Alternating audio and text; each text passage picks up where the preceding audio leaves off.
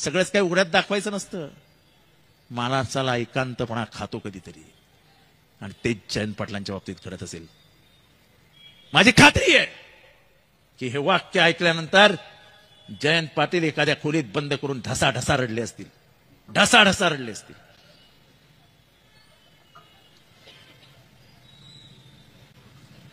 आई एक नाव असतं, आई एक नाव असतं, घरात गजबजलेलं गाव असतं.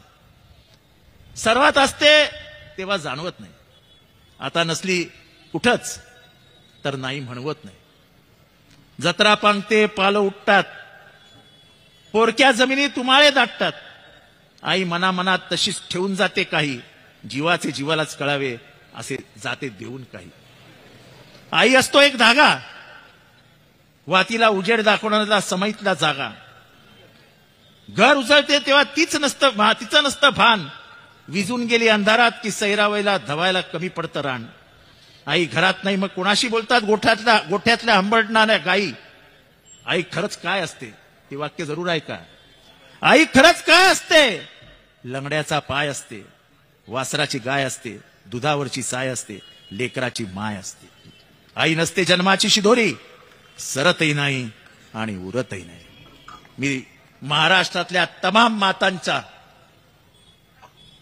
माफी मागतो, या तमाम माता भगिनींची माफी मागतो की या महाराष्ट्रामध्ये असे नीच माणसं कशी काय जन्माला आले रे शिवराया. अरे तुझं राज्य आहे ना रे,